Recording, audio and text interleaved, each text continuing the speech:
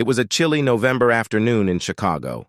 The streets buzzed with life as a man in a dark coat and signature red tie strolled down Michigan Avenue. This wasn't just any man. It was Donald Trump. Despite his packed schedule, he chose to walk, soaking in the city's pulse, but something made him stop. Near Millennium Park, a frail woman sat slumped against a building. Her clothes were worn, her hands trembling as she held a cardboard sign that read, "Veteran in need. Please help." Her tired eyes met his, and for a moment the world around them seemed to fade.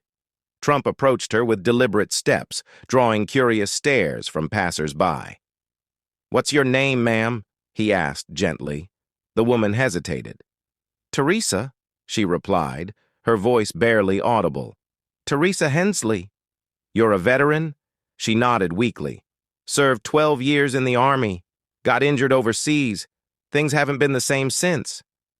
Trump crouched to her level, his expression softening. "Why are you out here? Don't you have a place to stay?"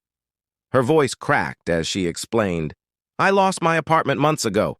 Couldn't keep up with the rent. Been trying, but it's tough." Her words hit him like a punch to the gut. Here was someone who had sacrificed so much for the country, now abandoned by the system she served.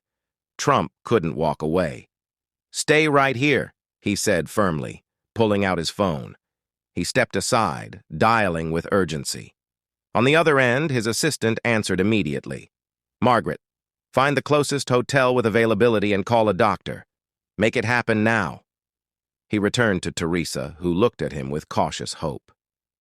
"Help is on the way," he assured her, then flagged down a food vendor to buy her a warm meal. As she ate, her hands trembling from the cold, Trump listened to her story. She spoke of deployments, the friends she lost, and the struggle of rebuilding her life after leaving the Army. Minutes later, a sleek black SUV pulled up. Margaret had worked fast. A driver stepped out, holding the door open. "This is for you," Trump said, helping her to her feet. "We're going to get you somewhere safe." Teresa hesitated. "Why are you doing this? You don't even know me." He met her gaze. "Because someone should have done it a long time ago." At the hotel, Teresa was treated like royalty. She was given a warm room, fresh clothes, and a hot shower.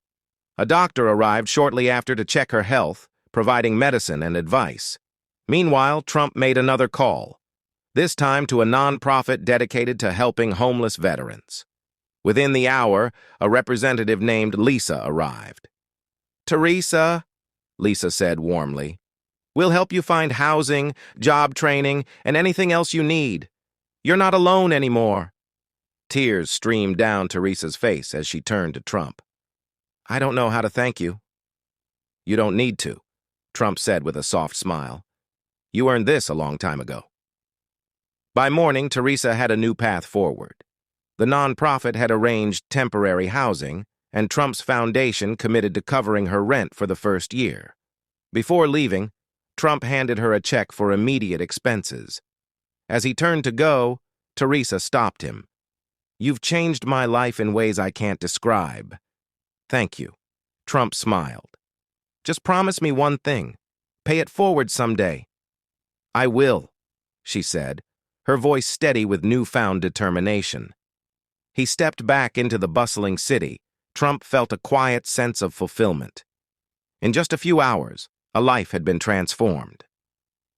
Thank you for staying with us until the end of this inspiring story. If it moved you, don't forget to like, share, and subscribe to our channel for more powerful stories. Until next time, take care and spread kindness.